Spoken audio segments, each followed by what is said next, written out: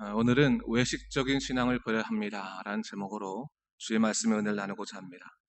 오늘 본문의 말씀은 성전 정화 사건 이후에 말씀을 가르치기 위해서 성전에 들어가신 예수님을 공격하기 위해 대제사장들과 백성들의 장로가 나온 것을 배경으로 하고 있죠.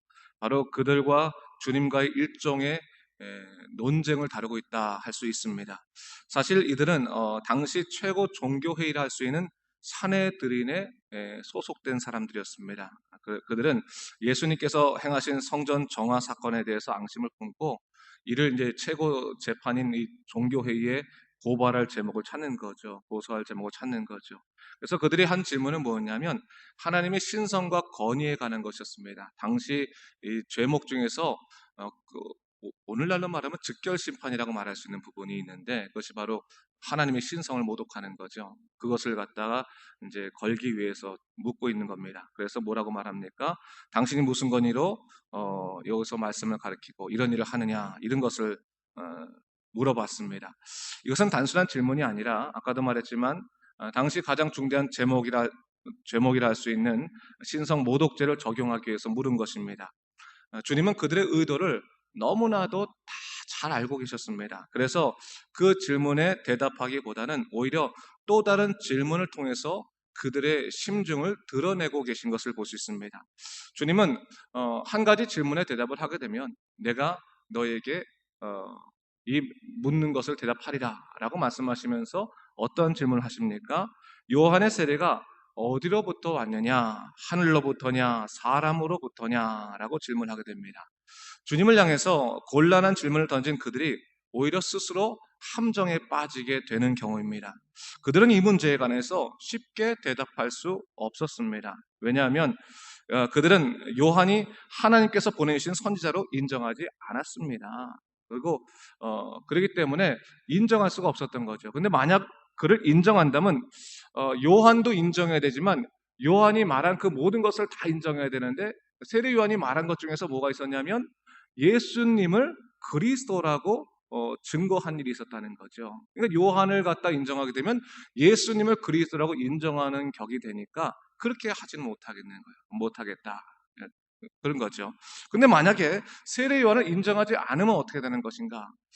당시에 이 세례 요한은 이미 이 유대사회 전체에서 가장 훌륭한 선지자로 인정을 받던 자였습니다. 요단강 세례 또한 그가 말하는 천국의 의에 대한 선포는 사실 백성들 모두에게 다 인정받고 그 요한을 하나님께서 보내신 선지자라고 다 생각하고 있던 참이었는데 요한을 만약 인정하지 않는다면 백성들과 대적하는 꼴이 되는 거예요. 백성들.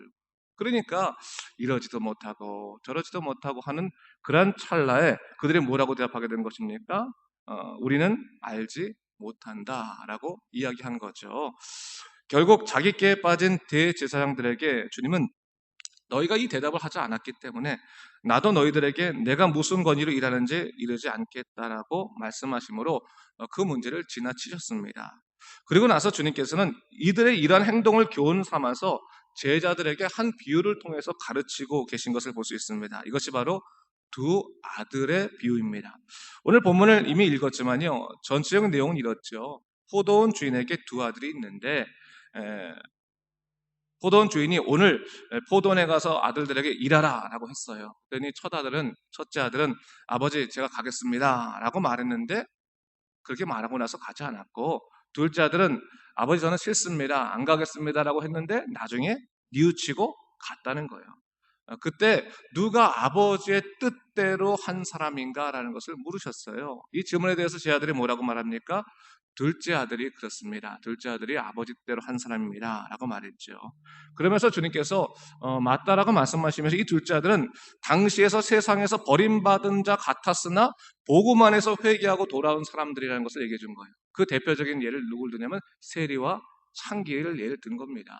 그래서 주님께서 이런 교훈을 하신 이유가 뭐겠습니까?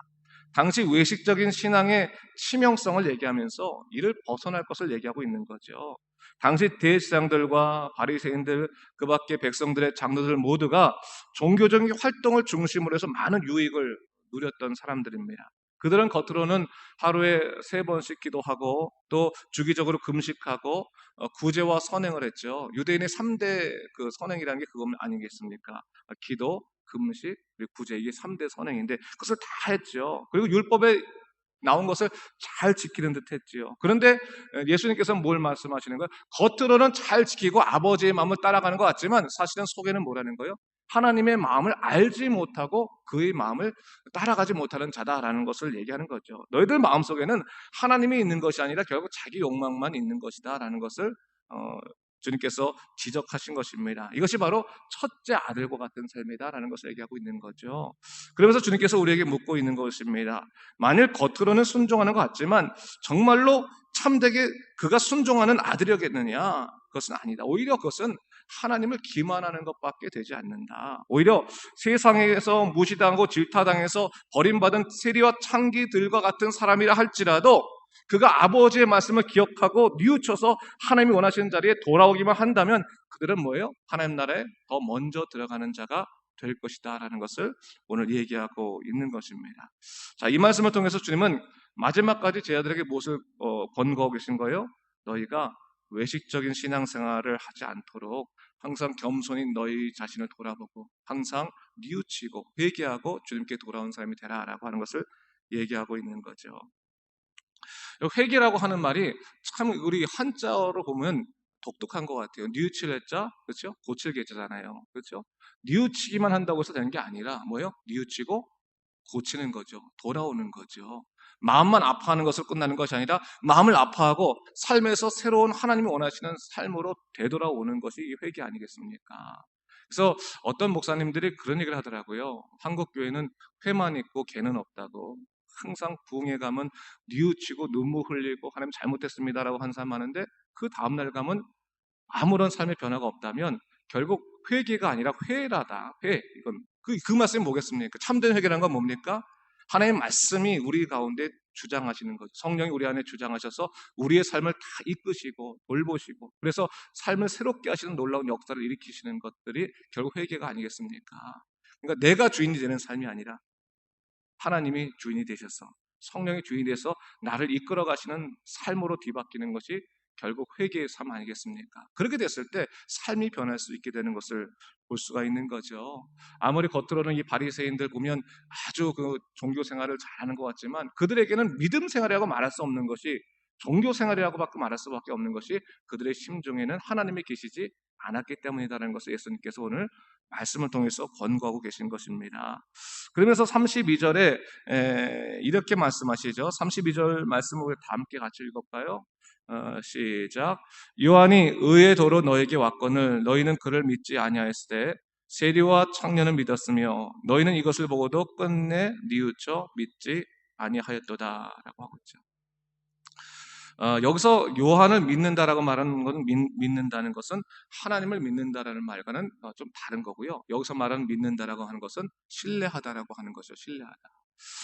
요한이 의의 도로 너에게 왔거나 이 말은 결국 뭐냐면 하나님께서 요한을 통해서 하나님 나라의 그 말씀들을 보여주셨다라고 하는 거예요. 이미 감추어진 게 아니라 드러났다.